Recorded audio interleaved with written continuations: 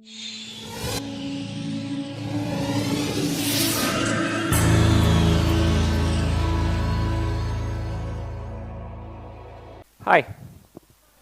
this picture was taken on the 13th of March 2023 when I just started off on the journey of a lifetime, a cycling journey all across India. And so I left off on this journey, and within the next 14 months, I covered 11 states, meeting people from all walks of life.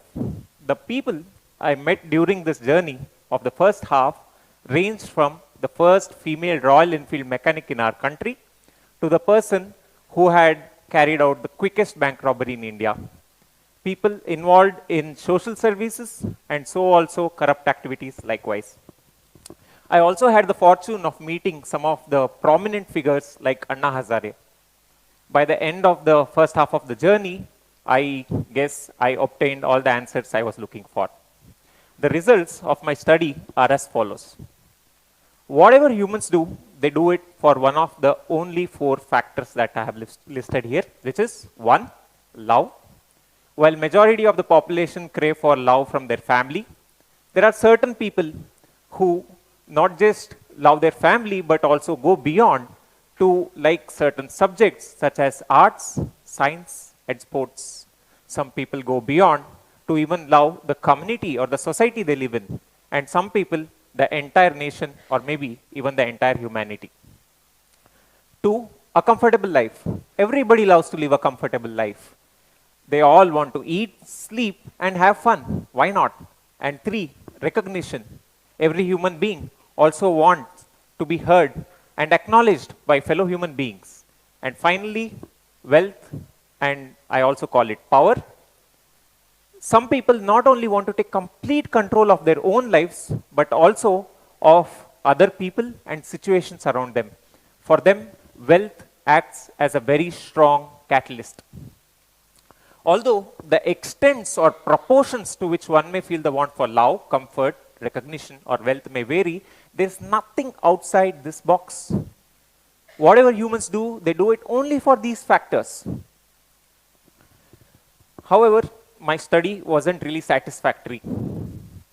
I found that there was a common basal denominator uniting all the people I met in the journey, which was that everybody was dissatisfied. They say that man is a fool by rule. He wants hot when it's cold and cold when it's hot. He wants that which is not. And if at all a person was dissatisfied having acquired success, or by meaning I say love, comfort, recognition, and wealth, then how could we call him successful? So this completely switched my interest of wanting to travel the rest of the part of India. It was no more to understand how to lead a successful life, but rather how to be satisfied within. So for the next half of my journey, traveling the northern part of the country, which included Uttarakhand, Himachal Pradesh, Ladakh, Jammu Kashmir, Punjab, and Haryana, I traveled only with one question in mind, which was how to live a satisfied life. Although I wasn't able to get the answer right out of the travel, a mishap happened, and I eventually succumbed to jaundice, which led to me flying to Hyderabad, where I put the burden on my best friend to take care of me. This is my friend purchasing a mattress for me to stay in his place and also getting me the best food possible so that I could eat, recover. And during that time, as I had absolutely nothing to do, we sat there developing ideologies on how to lead a more satisfied life.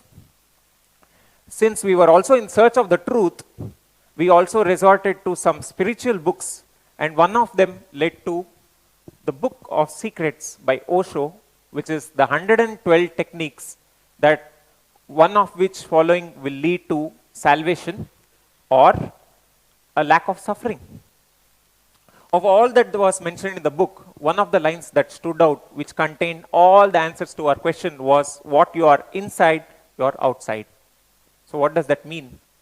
Can we love people holding hatred for them within? The truth will eventually reveal itself. If someone thinks everybody is selfish, they too will end up acting selfishly. But if somebody thinks that everybody is suffering and I need to give them love, they'll act out of empathy. So it is what you think within that dictates your actions without. So having learned that, which was the law of the universe, that what you are within, you are without, I wanted to travel the next half of the journey, that is over the northeastern part of the country and down south, asking this question: what should our belief system be on the inside so that we are satisfied on the outside? Our Indian philosophical system gave me the answers. There are 4 belief systems which lead to satisfaction on the outside, on the inside, and everywhere. The first one being Bhakti Marga, the path of devotion. According to this belief system, if you place your faith in God and omit the lack of, or take a lack of control of your life and let God decide your actions of life, you will tend to live a life of satisfaction. 2, Karma or Dharma Marga. In this path, which is the path of action, what you pursue is the line of good actions. And if you carry out good actions, which is for the overall good of the people, only the good happen to you. 3rd is Dhyana Marga. Dhyana Marga is the path of meditation, where if you let nothing touch you on the inside, nothing is going to touch you on the outside. And finally, the path of knowledge, also called Gnana Marga. According to this pathway, if you look at yourself in the point of the self, everything that touches you is going to hurt you. But if you look at everything in the point of the universe, we are just a minuscule element of dust particle floating in space. We are nobody. The total number of stars out there in the observable universe is much larger than the number of sand granules on the surface of Earth. Yet here we are, tiny minuscule elements of dust particles, thinking that we do matter. But do we really matter?